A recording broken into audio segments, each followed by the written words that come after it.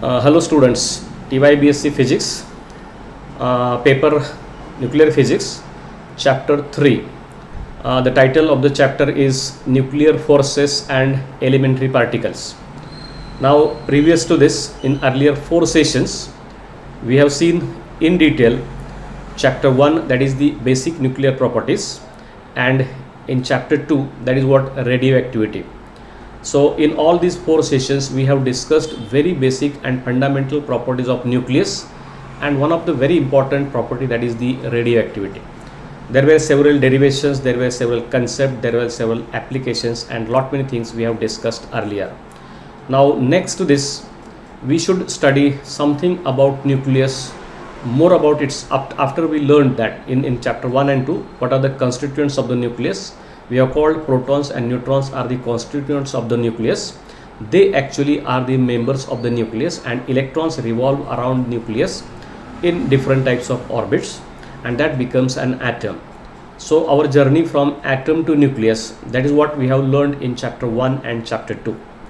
In chapter 3, now we have to look inside the nucleus. So what are the constituents? Once we understood how these constituents can remain inside such a small space, that is one big questions for all of us. Actually, when this particular nuclear physics was in the stage of development around 1930 1940 somewhere, so people started understanding something about the nucleus. It was a great puzzle at that time, how it is possible to hold for a heavy nuclei like uranium. There are 92 protons and some 140 to 145 number of neutrons depending upon its isotopes. How large such number of protons can remain inside such a very small space? Because according to our knowledge of electrodynamics or electrostatics, two positive charges must repel each other. So, and on the one hand we say that when two positive charges, proton do come together, close together, then there must be a repulsion. That is what a force, that is called as electrostatic force or electrostatic repulsive force, or also called as Coulombic force. That force comes in picture, and these two particles are compelled to go away from each other according to this particular theory, which is called as electromagnetic theory. And on the other hand, when we look inside the nucleus, when we talk in terms of protons and neutrons inside the nucleus, even though neutrons are neutral particles and protons are the positively charged particles, how it is possible for many positively charged particles to remain inside such a very small space of the size of 10 raised to minus 14 to 10 raised to minus 15 meters. 1 angstrom, 10,000 parts of that, and 1 lakh part of that. That small is the size of the nucleus, which we have already discussed in chapter 1. So that was a puzzle, and that puzzle is nothing but this particular first session what we are going to cover today.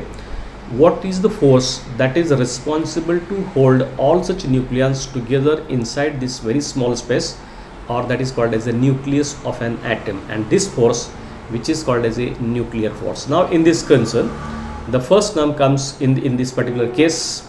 This is what the Japanese scientist. Now see his lifetime. He born on 1907 and died in 1981, and he was the person responsible to think and to give a profound theory for the such type of nuclear forces existing inside a nucleus.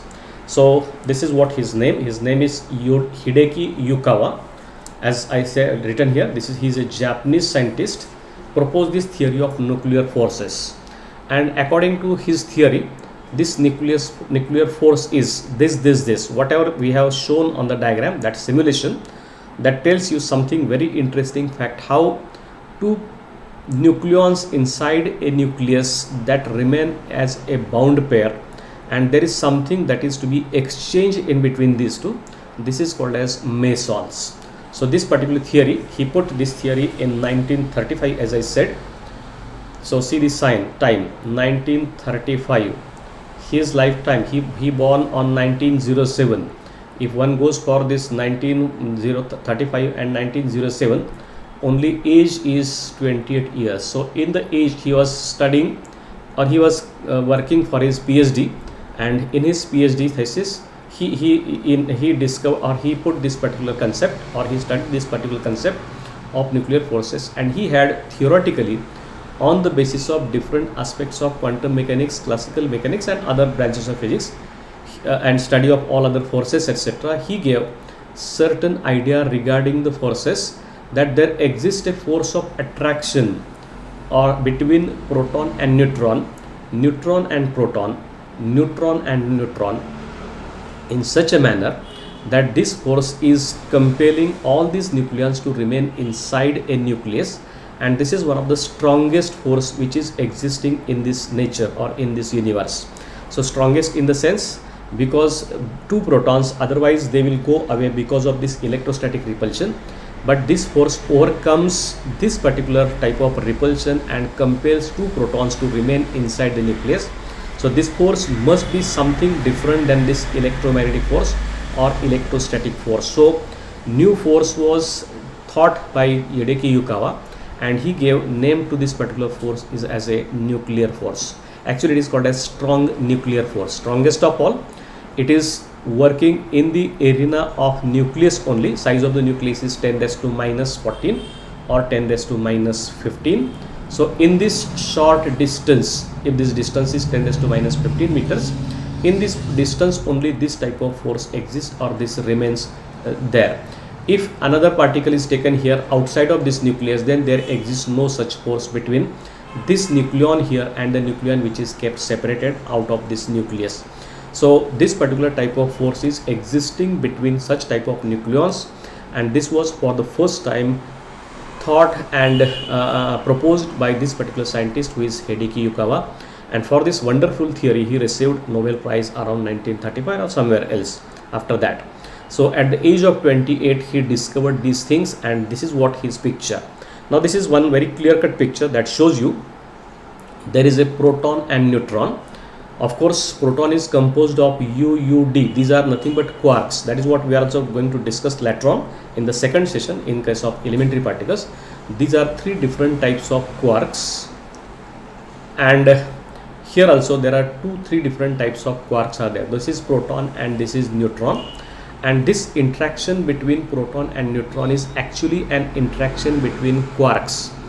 So there is something exchanged between, that shows, that is d bar, that is called as a meson, or that is also called as pion. So this type of pi particles or pion particle is supposed to be exchanged continuously between proton and neutron, and thereby they remain inside a pair. So this particular concept, though it is shown in simulation as shown by this was developed and discussed by Hideki Yukawa, and later on this concept was found to be very, very useful and interesting, that gave clear-cut idea regarding these nuclear forces existing between all the nucleons inside the nucleus. And see that this particular type of force is basically responsible for holding all such nucleons together inside very, very small space.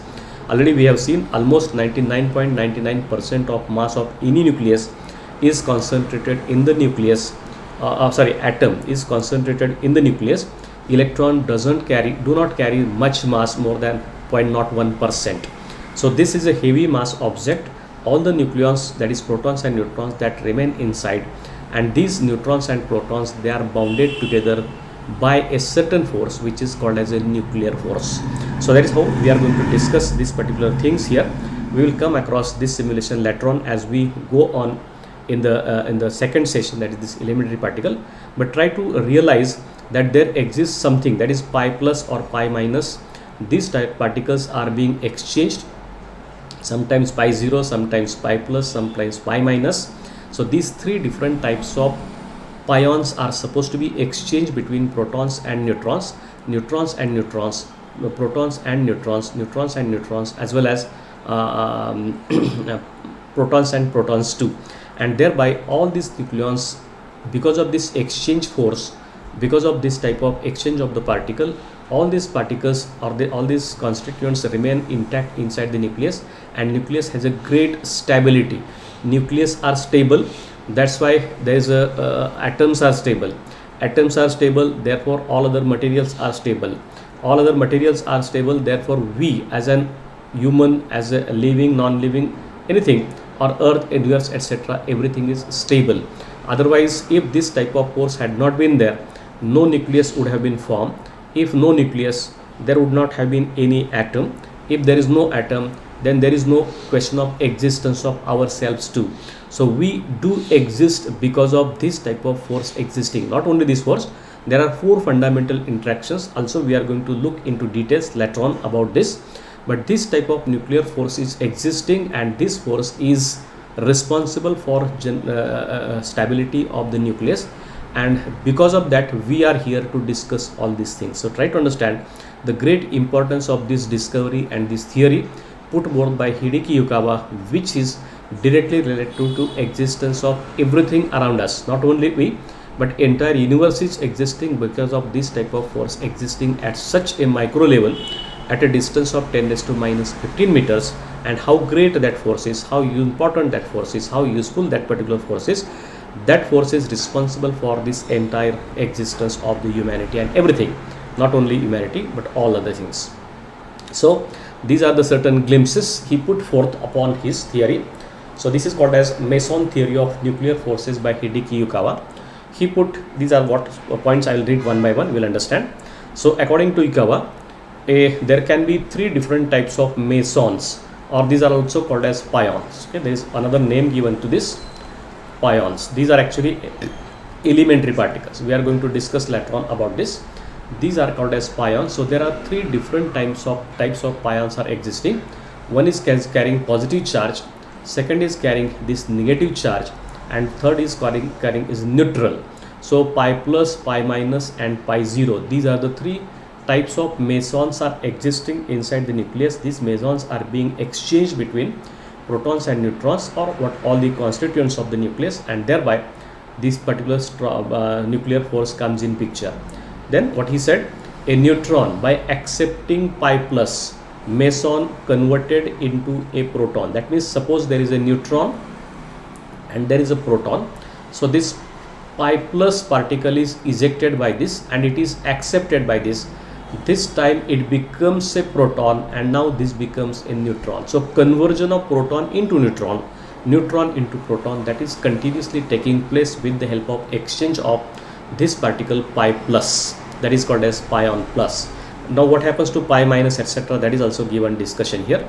So neutron by accepting a pi plus meson gets converted into a proton, whereas a proton by ejecting pi plus, so charge over that is given to the another particle, and it meson, it gets converted into a neutron. So proton gets converted into neutron, neutron gets converted into proton by exchanging either pi plus or pi minus type of particle there. A neutron ejecting by pi minus, okay, earlier we have called neutron to be chargeless. It is not chargeless, it is neutral, it carries a negative charge too. So it ejects this particle pi minus and gets converted into a proton. And fourth, a proton by accepting pi minus meson gets converted into a neutron.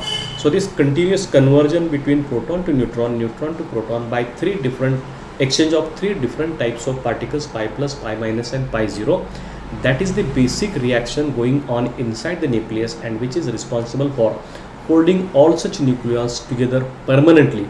And that's why a stability of the nucleus is never a problem in this case.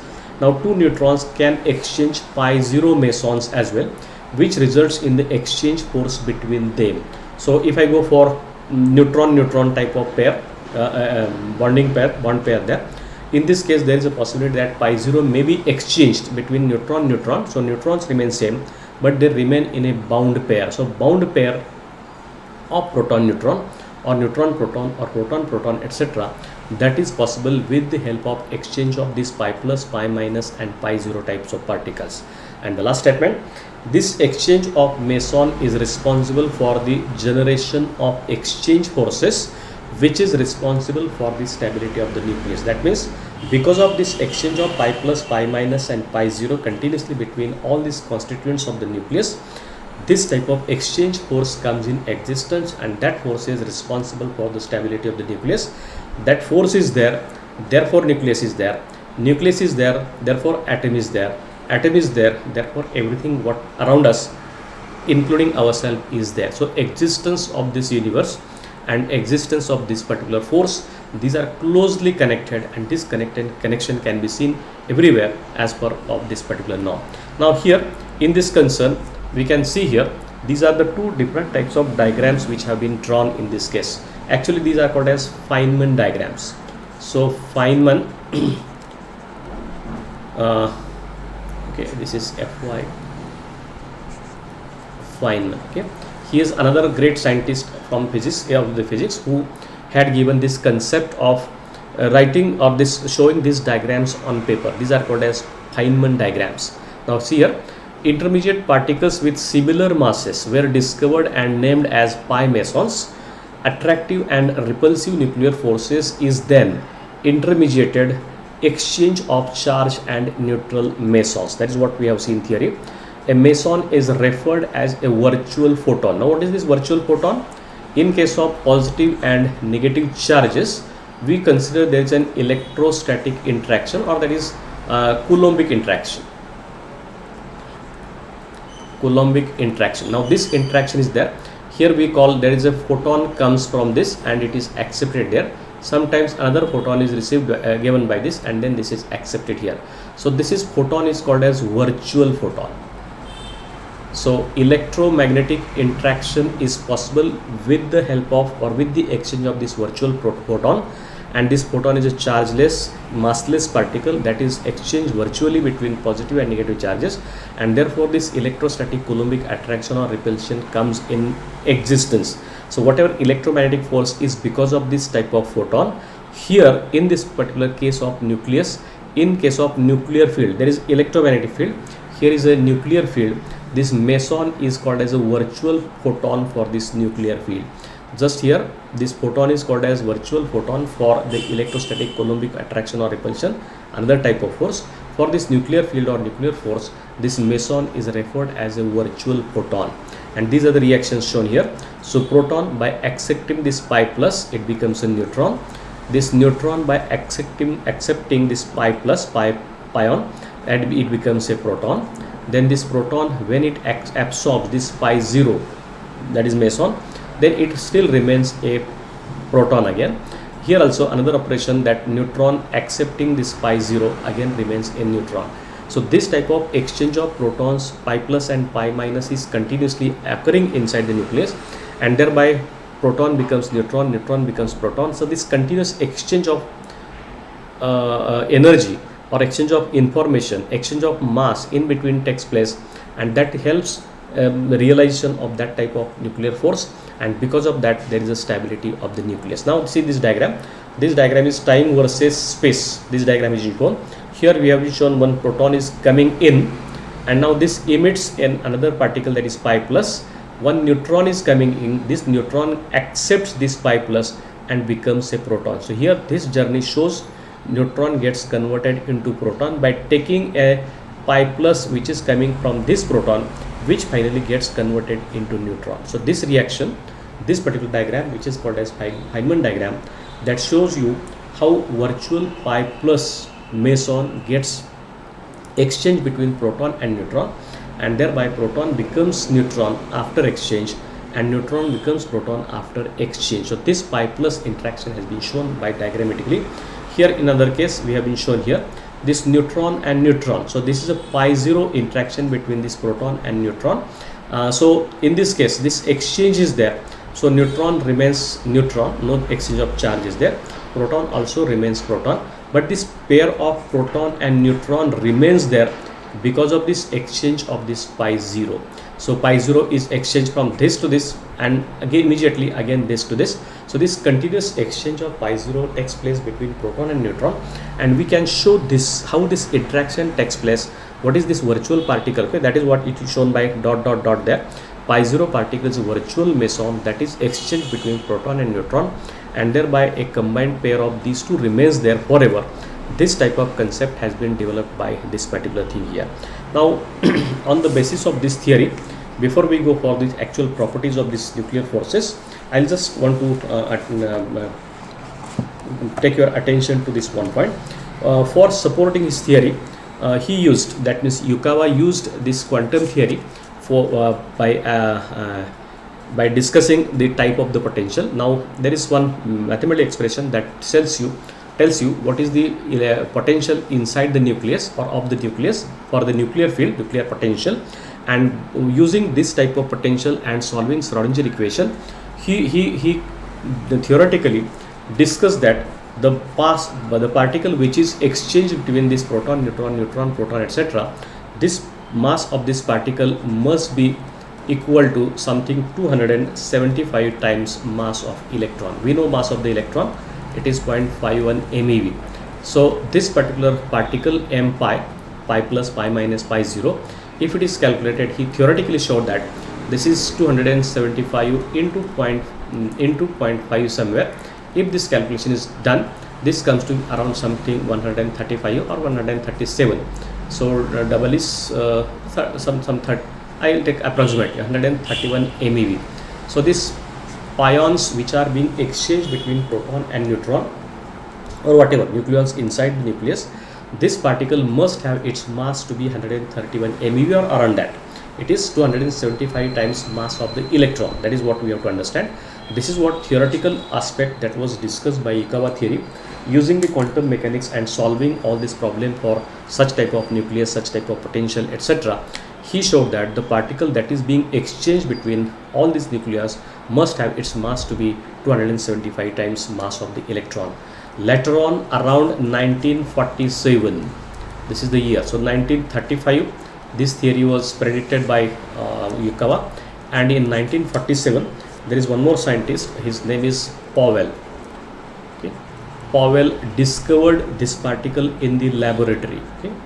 Laboratory, this pi plus, pi minus, pi 0, etc. Actually he discovered this pi meson, which is having exact mass around to be 273 times mass of electron. Now this is what it is, the practical support to this theory that was given by Powell, and this was the theory that was given by Hideki Yukawa. So his theory was very much correct. So people had a doubt regarding this theory, whether such things are actually happening at such a small scale or not.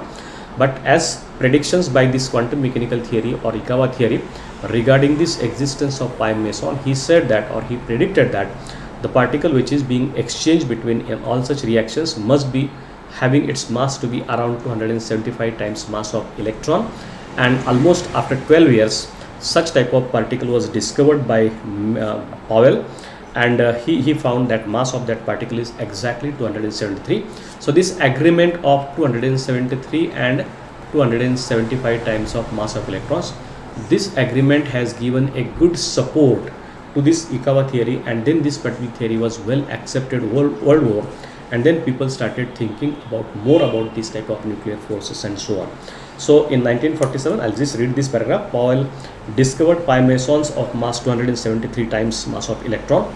This particle, okay, actual particle was invented or discovered in the laboratory in certain reactions, interactions, and this particle showed strong interaction with nucleons and was recognized as an Yukawa particle. So later on, these pi mesons or pions are called as called as Yukawa particles.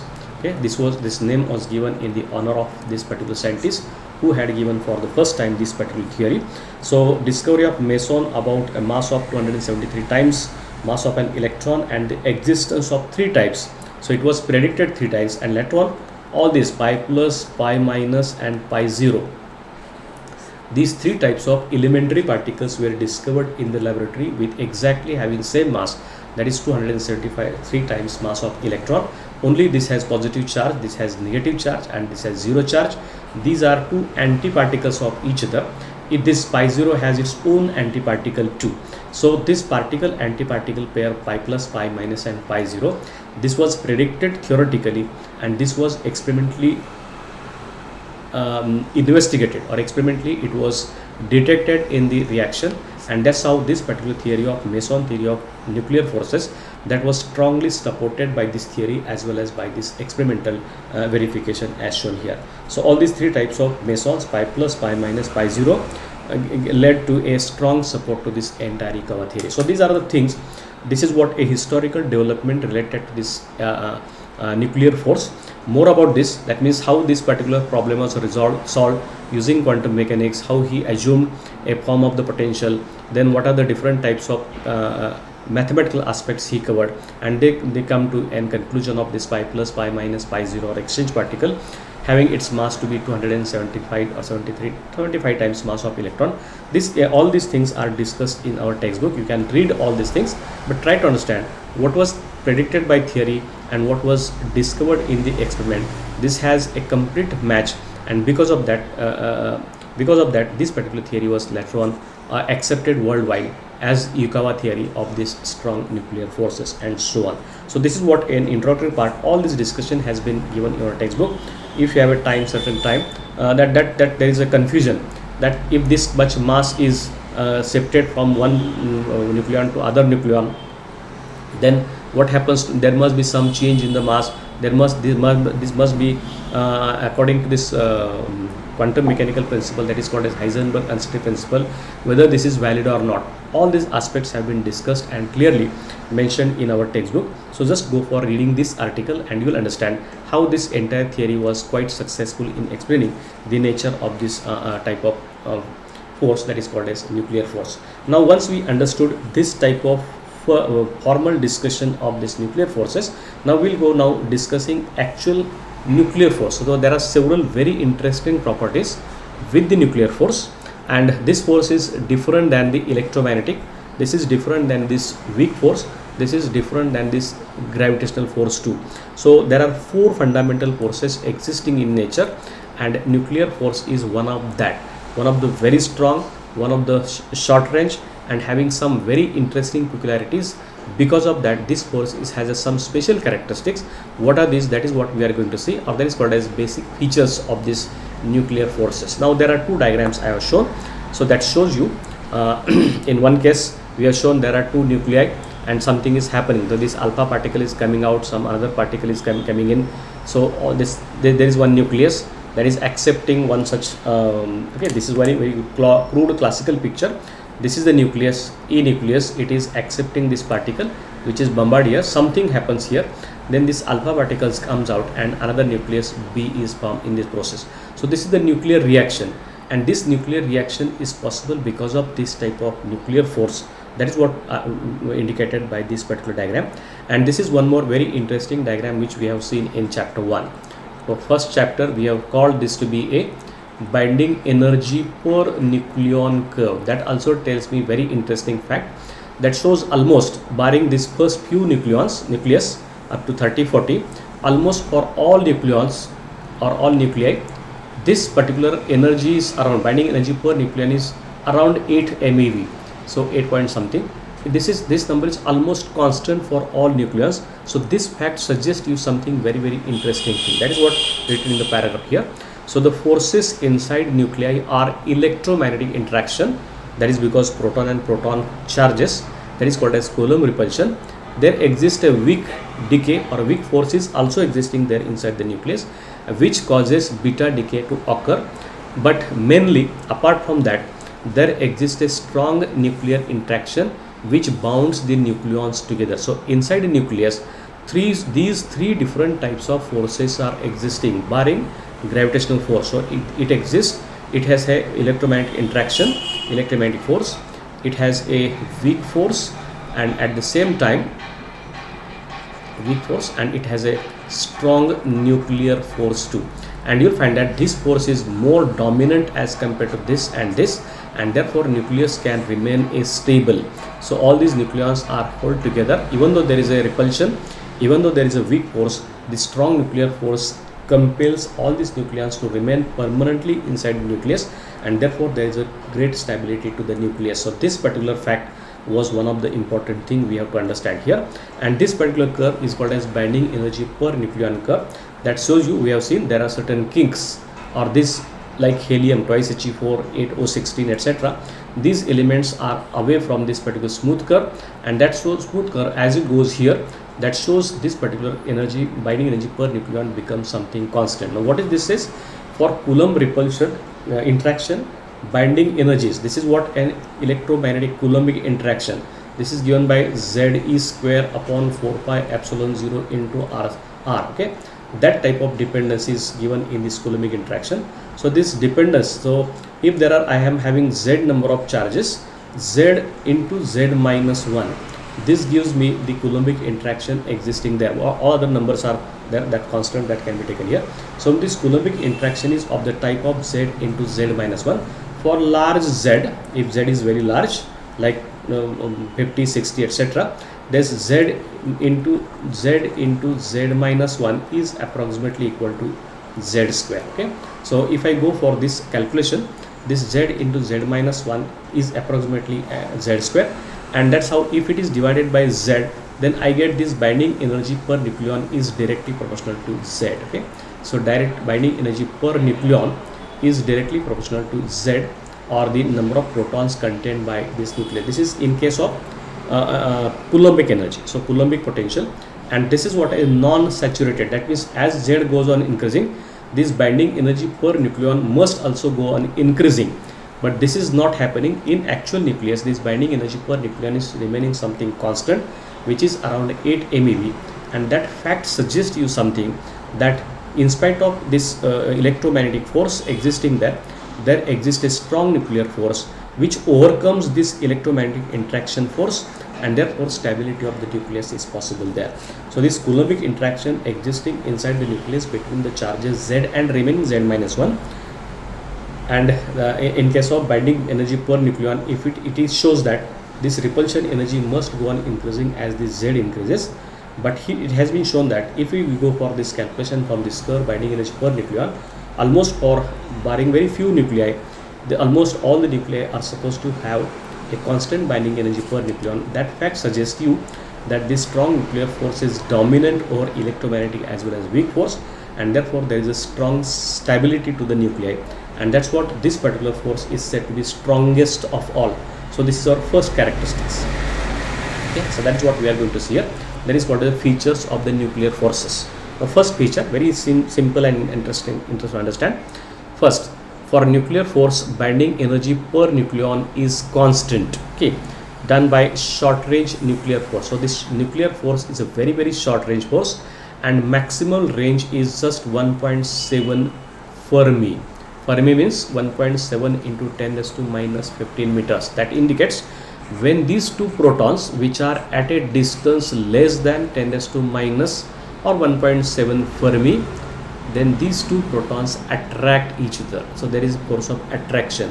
Whereas if these two protons, which are kept at a distance more than 1.7 Fermi, then there must be a repulsion between these two protons. Okay, so this is proton and there is a repulsion and there is an attraction here. So this type of nuclear force, strong nuclear force, exists in a very short range, which is its maximum range is given to be 1.7 Fermi only, 1.7 to 10 raised to minus 15 meter. That means these protons, neutrons, if they are in a distance closer than 1.7, less than 1.7 Fermi, then they start attracting each other. Now nuclear force comes in existence rather than this electromagnetic repulsion. Now even there is electromagnetic repulsion, electrostatic repulsion, nuclear force is so strong that it starts attracting the nucleus even though protons are there, and that's why this force is called as a short range. And whereas in this case this electromagnetic force has its range to be infinite range force is there for this electromagnetic force, whereas this nuclear force is a short range force. So it exists on any very small distance, that is 10 raised to minus 17 meters only, whereas it has infinite distance, positive charge kept at one galaxy and positive charge which is kept on another galaxy. Okay, even though there is some electrostatic repulsion or attraction is there, so there is infinite range for this electromagnetic interaction or the force, whereas the nuclear force, which is existing only inside the nucleus, not even nucleus from one nucleon from one nucleus and nucleon from another nucleus can have this type of bonding between them. Only nucleons inside the nucleus, that particular nucleus, they have bonding, and therefore this is one of the very short range and strongest of all the forces. So these are the two lines which have been written here. Nuclear forces are attractive, which bonds nucleons together for very short distance less than 0.4 Fermi. They are repulsive. That means even if I keep these two nucleons at a distance of 1.7 Fermi, they start attracting. But if I make this distance less than 0.4 Fermi, then these two nucleons again start repulsing. So this is now nuclear interaction. This is not an electromagnetic interaction which we have seen here. So these two positive charges repelling each other because of this electromagnetic or Coulombic interaction is different interaction, and these two nucleons which are kept at a distance of 0.4 Fermi, this is a nuclear repulsion. This is not nuclear attraction. That means infinite nuclear attraction is not there. Otherwise, because of this nuclear force, all nucleons will come together and nucleus will not be stable. It will break down, or nucleus will become unstable, or nucleus will not be formed. So nucleus does not collapse. Otherwise, if we take, that means if we understood that only we have to have a distance of 1.7 meter Fermi, make it to be 0 Fermi. If I make the distance between these two nucleons 0 Fermi, then these two nucleons must coalesce to each other, collapse in each other, and the entire nucleus can collapse. So stability of the nucleus is possible because the nuclear force exists in between 0.4 Fermi to 1.7 Fermi only. So this is what the range is fixed, and range is that is what is very important aspect of this nuclear force. We cannot combine. That means if at a if I have a nucleus, very big nucleus containing 100 nucleons, and if all these nucleons are just brought at one location only, then entire space will be empty. This type of stability of the nucleus will be a problem. So that is how we have to have a distance between two nucleons must be more than 0.4 Fermi or in between 1.7 Fermi. Then there is a nuclear attraction, and a distance less than 0.4 Fermi, there starts a nuclear repulsion. The interaction is different than this electromagnetic interaction, but this repulsion doesn't allow the nucleus to collapse. So nucleus does not collapse because of this type of distance, 0.4 Fermi or less than that. Then more accurate form of nuclear force potential can be obtained by scattering of nucleons on the nucleus or nuclei. This is what we have to carry out several experiments in laboratory, scattering experiments, either proton-proton scattering, neutron-proton scattering, or neutron-neutron scattering, or neutron and another nucleus scattering. Studying these scatterings, we can understand the ranges, the form of the potential, the energy involved in that cases. All other aspects can be seen here. So this scattering theory gives a correct idea regarding this type of nuclear forces and their properties and so on. Actually, we are not supposed to learn all these things here in our discussions.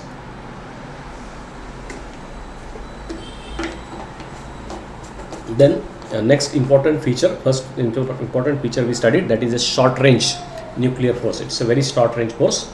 Then second, this force is said to be charge independent.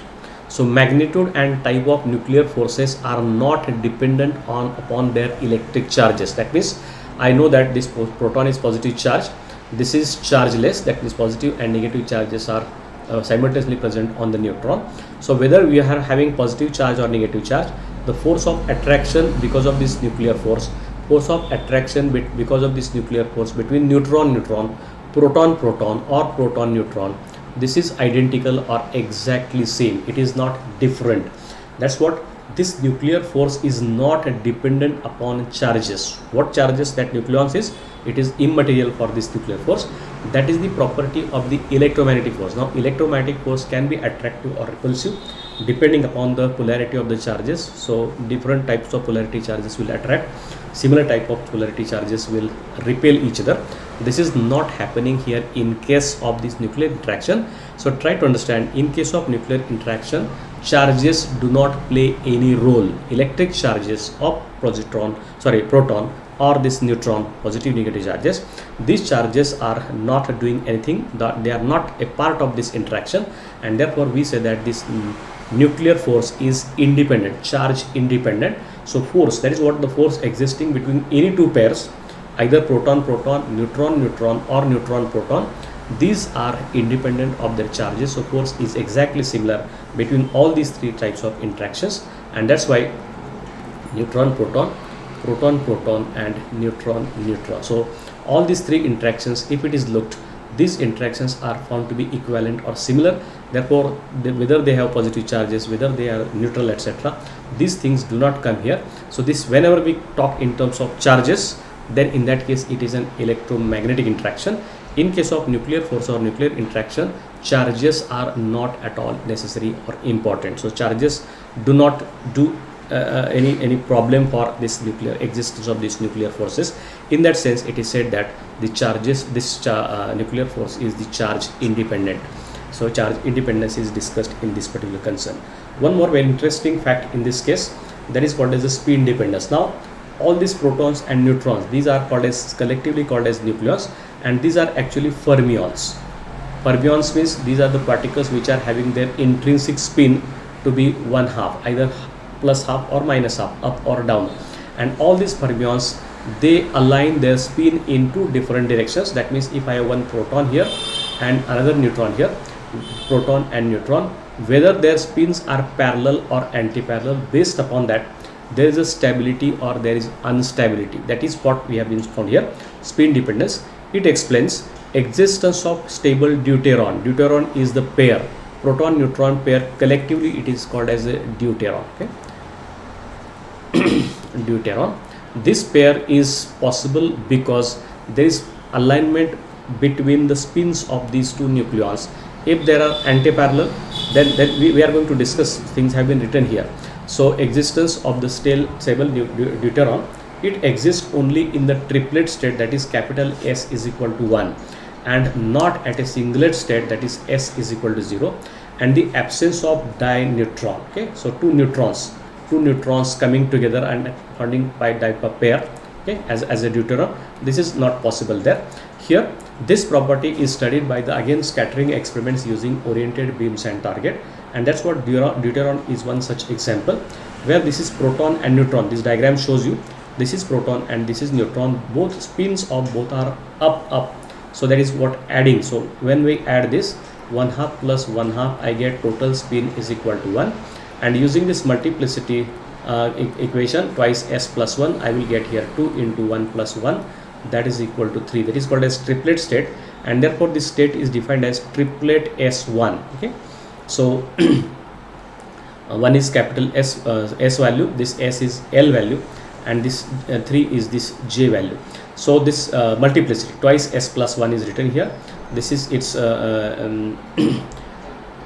this triplet S1. This is the state which is called as the state of the deuteron, and this type of deuteron is existing. On the other hand, when we go for a proton in the up direction, neutron in the direction, that means anti-parallel type of combination. In this case, the spin will be 1/2 minus 1/2, that will be 0. And if it is 0, according to this formula, twice plus S plus 1, this gives me simply 1 or singlet state, and this is 0 1 singlet 0 S1. This type of state is called as singlet state, and this state is not a state exactly found in case of deuteron. So whenever experimentally deuteron is found, it is observed in this state S is equal to 1 or triplet state.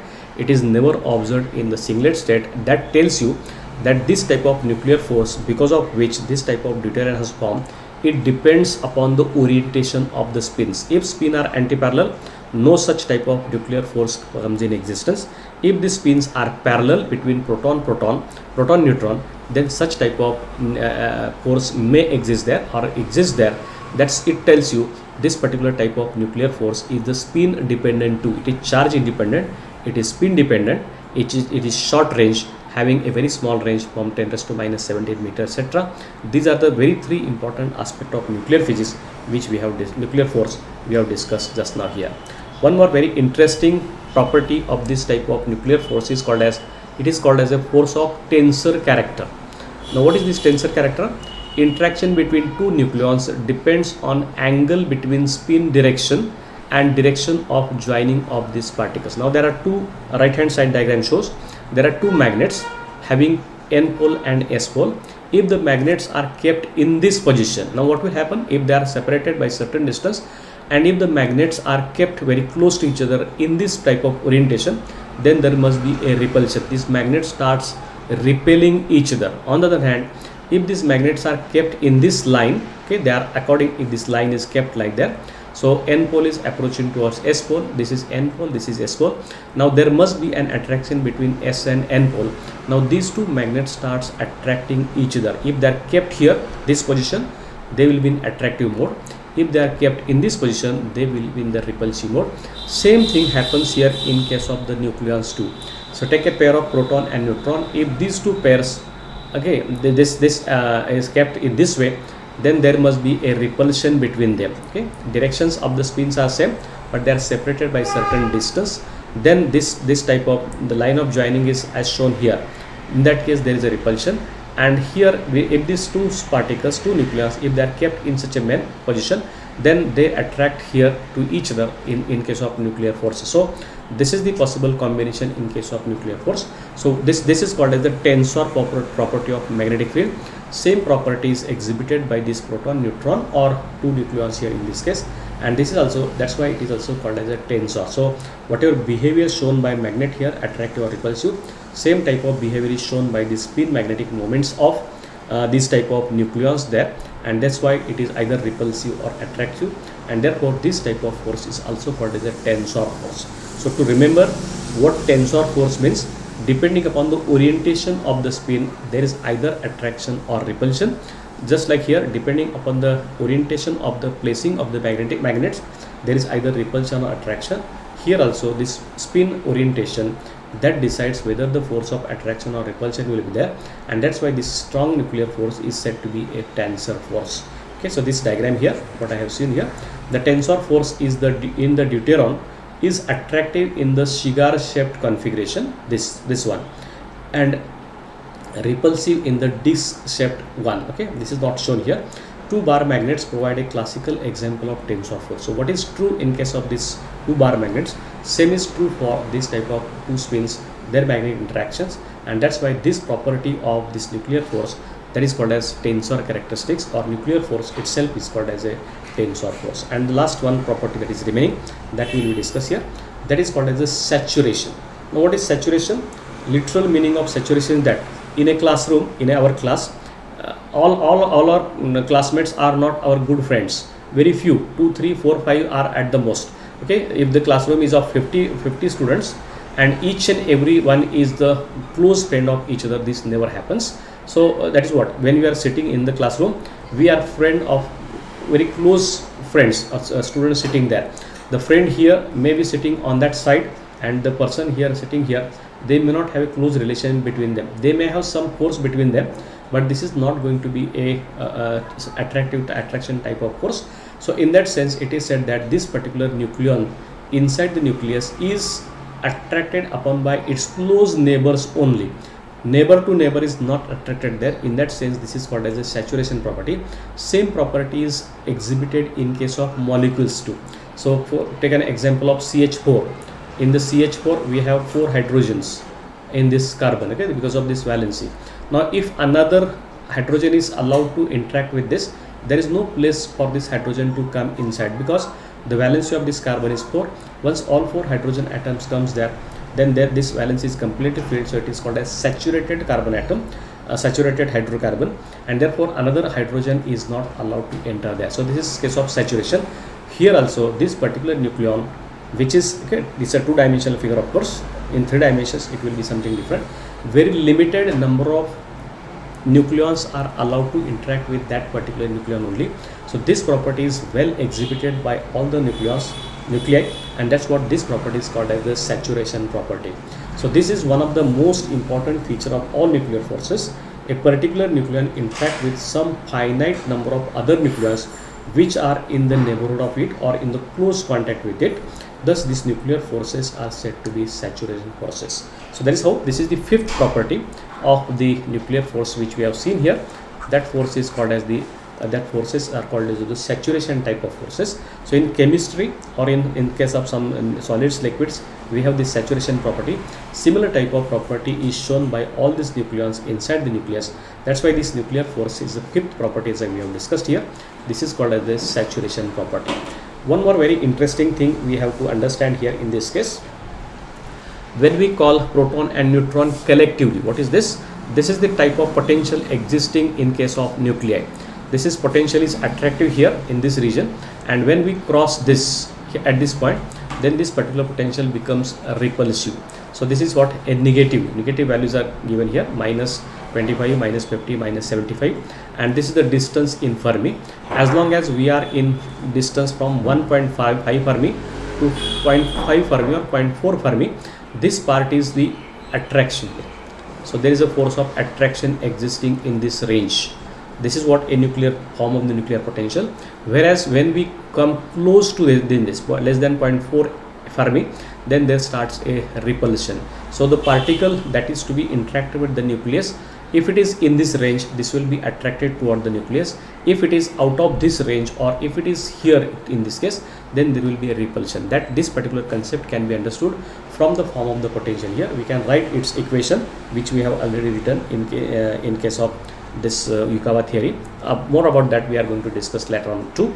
So there is one more property, quantum mechanical property defined for this type of all nucleons, that is called as isospin. This is different than the classical spin or the quantum mechanical spin already we have discussed. There is nothing to do in this case here. So for nuclear forces, neutrons and protons are two different states of single particle, that is called as nucleon. New quantity, that is called as isospin. Now mathematically how to define isospin, its equation, etc., that we are not interested here at this stage. But there is another quantity called as physical quantity called as isospin. Capital T is defined for their description, and nucleon has the isospin given by T is equal to half. All nucleons, they have spin to be isospin to be equal to 1/2. This is not the spin, as I said earlier, which has two possible orientations, and this is Tz, that is taken to be plus 1/2 for proton, and Tz is equal to minus 1/2 for neutron. So this isospin is another important parameter of this particular type of nucleons, and that tells you these protons and neutrons are slightly different, having their isospin to be plus half and minus half. Otherwise they are same particles of the same category, that is the nucleons. So this particular concept we will be required in the next discussion when we go for actual discussion of this elementary particles and so many things there. Okay, now next to this, this is what a diagram shown. It's a classical diagram. This is called as a deuteron, and deuteron is a bound pair of neutron and proton. Both are having spin parallel. Okay, this is what spin of both of these are said to be parallel. So this is moving here. Okay, this direction is shown, that's why up spin for proton, and this is also moving in the same direction, and therefore this is this up spin, and both these spins are parallel to each other. Then this forms a stable deuteron, okay, or the stable pair, and this is called as a deuteron. Now studying properties of this, now what is the amount of energy released in the process of formation of this, what is their nuclear magnetic moment, what is their angular momentum, what are their other excitation, de-excitations. So studying this deuteron and their properties, we can study lot many things about the nuclear forces and its nature. So how nuclear force, so studying nuclear force, we are not needed to do anything, just bring such a pair of neutron proton together and gets formed a deuteron. Okay, and once this deuteron is formed, studying all the physical properties of this deuteron, we can study all the physical properties of the strong nuclear force what we have seen here. So this is a classical picture. Actual deuteron is something different, which we are not able to see our own eyes, but to understand only the concept, this deuteron and its properties play a very vital role in understanding of the properties of the nuclear forces, whatever we have discussed right from the beginning. Okay, for that also we have been given a nice discussion, theoretical discussion in our textbook. Please go through that discussion once to understand how this deuteron problem helps us to understand the concept of the nuclear force in detail. In that concern, this next slide that shows you, this is shown to be the potential looked for two different particles. For neutron, how nuclear potential will look like, and for proton, how nuclear potential will look like. So these are the two diagrams. I'll just come to this point later on. So expect a strong interaction electric force influences also.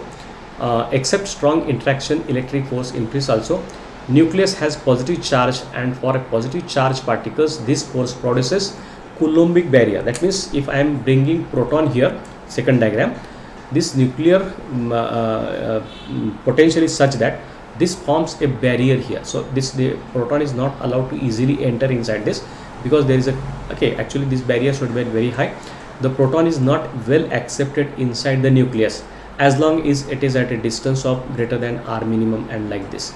But when it enters here, it directly falls here, and it is not allowed to go beyond this point again that starts a repulsion there.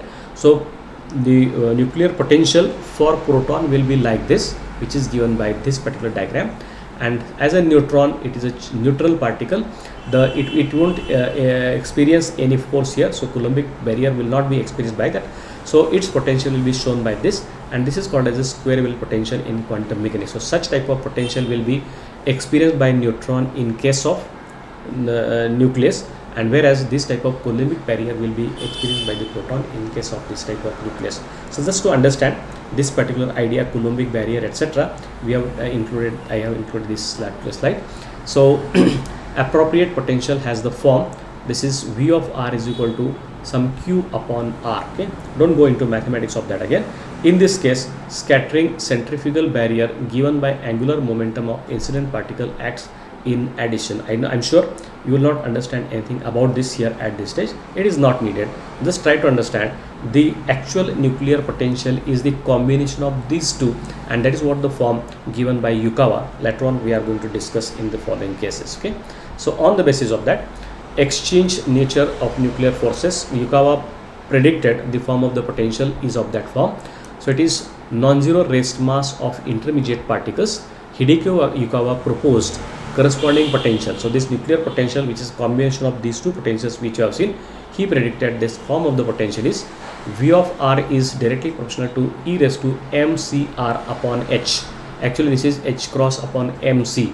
This is called as Compton wavelength of the particle. Compton wavelength.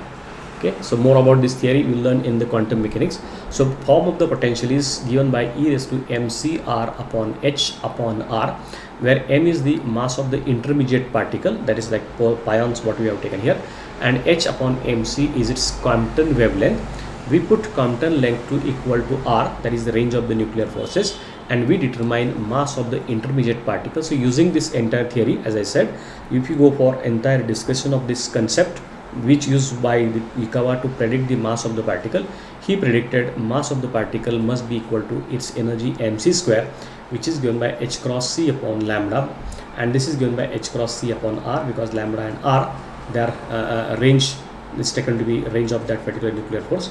If this entire calculation done, because h cross is known, c is known, 1.7, that is the range of this nuclear force is known.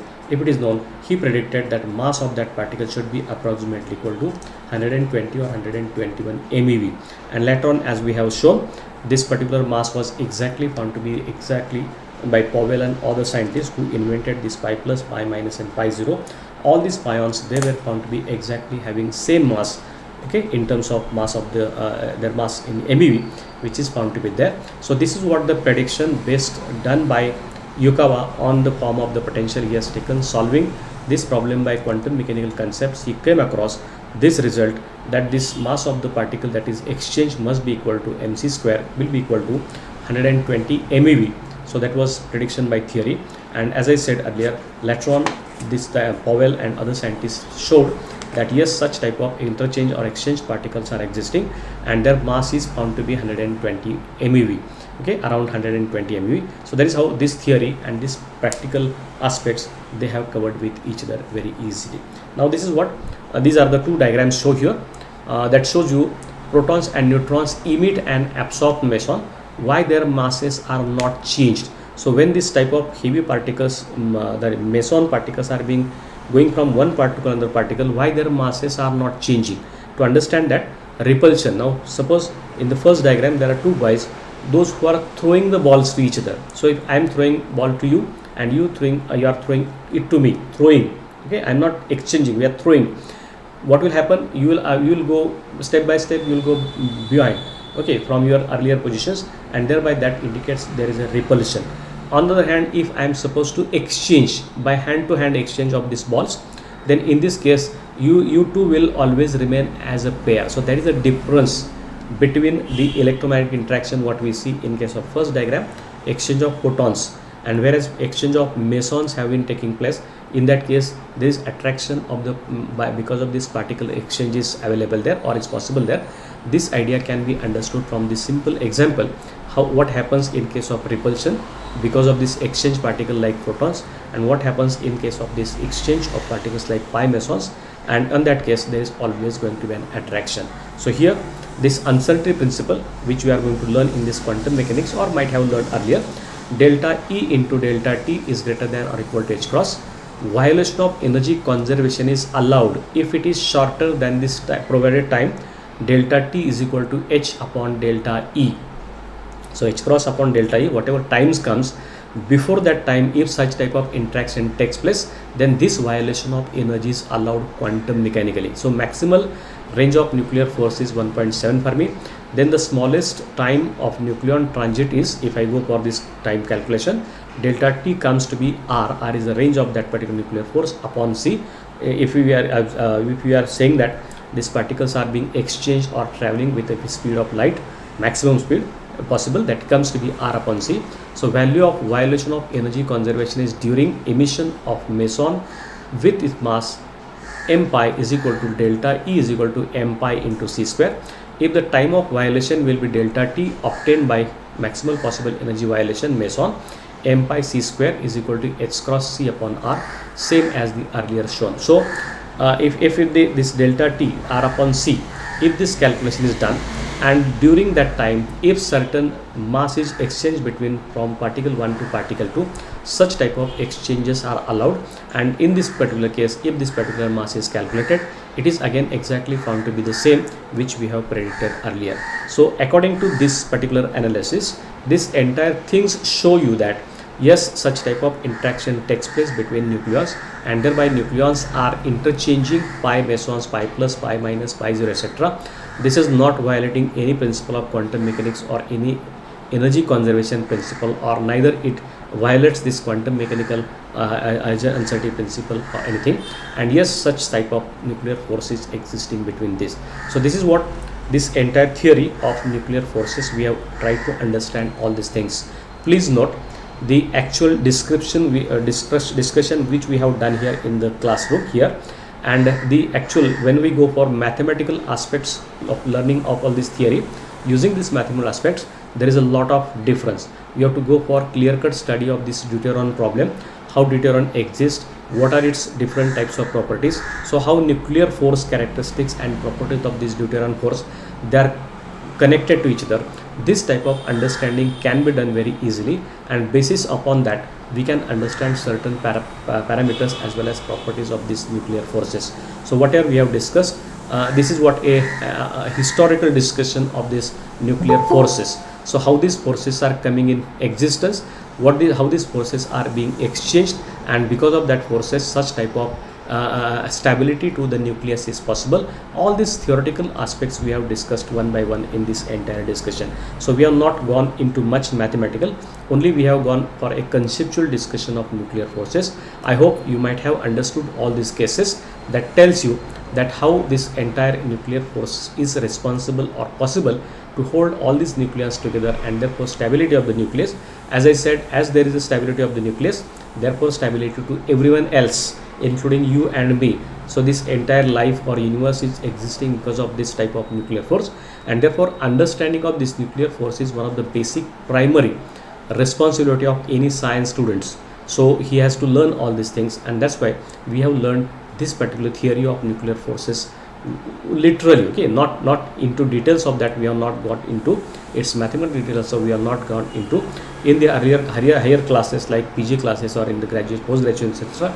You can learn much more things about this. So here we have finished first part of our chapter number 3, that is the nuclear forces and elementary particles. So this discussion we stop here, and in the next session we will go for another remaining topic, that is the elementary particle. Thank you for patience listening. Don't go away.